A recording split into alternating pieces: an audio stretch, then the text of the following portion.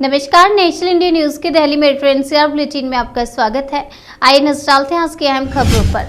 MSP पर सरकार का बयान, कहा संयुक्त किसान मोर्चा से नाम मिलते ही समिति का गठन किया जाएगा। संसद में सरकार ने कहा कि कृषि उत्पादकों का न्यूनतम समर्थन मूल्य संबंधी मुद्दों पर विचार करने के वास्ते समिति गठित करने के लिए वह प्रतिबद्ध है और इसकी प्रक्रिया चल रही है। बीरभूम हत्याकांड से जुड़ी खबर, सीबीआई ने रामपुर हाट अस्पताल के खंगाले सीसीटीवी फुटेज, हो सकता है नया खुलासा। बीरभूम हत्याकांड मामले में सीसीटीवी फुटेज से पता चलता है कि शेख अकेला खड़ा था और अपने मोबाइल फोन पर बात कर रहा था, तभी मोटरसाइकिल सवार 4 हमलावरों ने उस पर बम फेंका। पंजाब की भगवंत मान सरकार अधिकारियों को लेकर हुई सख्त, दिए आदेश। पंजाब सरकार की ओर से अधिकारियों पर सख्ती दिखाई जा रही है। भगवंत मान के मंत्री ने सरकार को समय पर काम पूरा करने के आदेश दिए हैं। सांसद रवनीत बिट्टू का दावा, पंजाब में आप नहीं थी लोगों की पसंद, आपसी फूट ने कांग्रेस को हराया। कांग्रेस नेताओं की आपसी लड़ाई पंजाब विधानसभा चुनाव के दौरान चर्चा में थी। कांग्रेस के नेता इस बात को ही पार्टी की हार के लिए जिम्मेदार ठहरा रहे हैं। आज 3 दिवसीय दौरे पर भारत पहुंचेंगे नेपाल के पीएम शेर बहादुर देउबा। पीएम मोदी से करेंगे मुलाकात। इस 3 दिवसीय यात्रा के संदर्भ में मंत्रालय ने कहा कि नेपाल के पीएम के इस यात्रा से दोनों देशों के बीच बहुमुखी, पुराने और सौहार्दपूर्ण संबंध में मजबूती आएगी। सीएम केजरीवाल के आवास पर तोड़फोड़ के मामले में दिल्ली हाई कोर्ट का पुलिस को नोटिस, सीलबंद स्टेटस रिपोर्ट दाखिल करने के निर्देश। दिल्ली हाई कोर्ट ने 30 मार्च को मुख्यमंत्री केजरीवाल के सरकारी आवास पर हुए हमले और तोड़फोड़ की घटना की जांच पर मुहर बंद लिफाफे में स्थित रिपोर्ट मांगी है। ड्यूटी पर है बुलडोजर बाबा, गाजियाबाद के एसएसपी और सोनभद्र के डीएम को किया सस्पेंड। सोनभद्र के डीएम को खनन और निर्माण कार्य में भ्रष्टाचार और चुनाव के दौरान ठीक से काम नहीं करने के कारण और गाजियाबाद के एसएसपी को कर्तव्य का पालन न करने के आरोप में निलंबित कर दिया गया। एक्शन में सीएम योगी, महिला सुरक्षा को लेकर विशेष अभियान चलाएगी यूपी पुलिस, फिर सक्रिय हुआ एंटी रोमियो स्क्वाड। नवरात्र का त्योहार कल से शुरू हो रहा है। इस बीच सीएम योगी ने कहा कि नवरात्र के पहले दिन से ही पुलिस विभाग की तरफ से महिला सुरक्षा को लेकर विशेष अभियान चलाया जाएगा। ध्यान की अहमियत समझाते हुए पीएम मोदी बोले, वर्तमान में जीने की कोशिश कीजिए। साल 2018 में परीक्षा पे चर्चा कार्यक्रम की शुरुआत हुई थी। 2022 में छात्रों के साथ पीएम मोदी की परीक्षा पे चर्चा के 5वें सीजन का थीम है परीक्षा के बाद पीएम के साथ।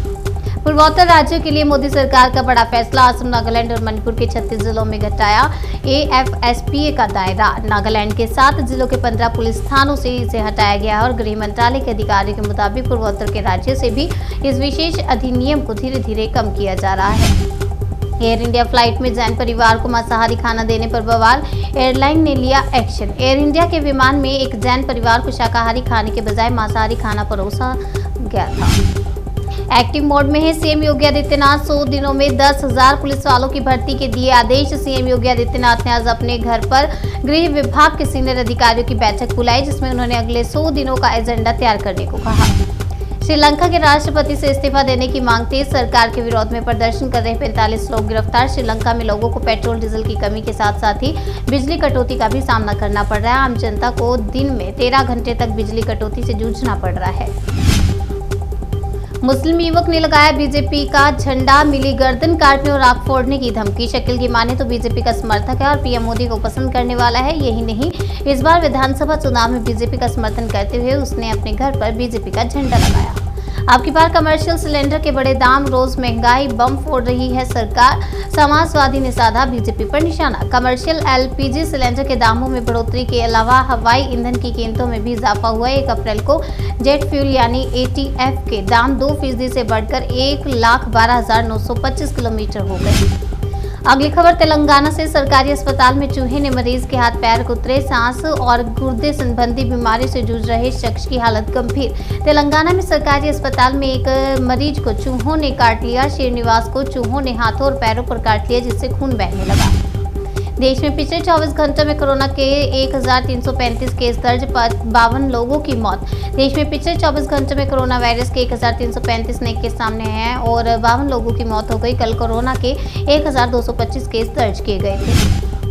अगली खबर जम्मू कश्मीर से। शोपियां में सेना और आतंकियों के बीच मुठभेड़ में एक आतंकवादी ढेर, ऑपरेशन जारी। शोपियां में सुरक्षा बलों ने एक आतंकी को मार गिराया। इलाके में कुछ और आतंकियों के घिरे होने की सूचना है, जिसको लेकर अभियान चलाया जा रहा है।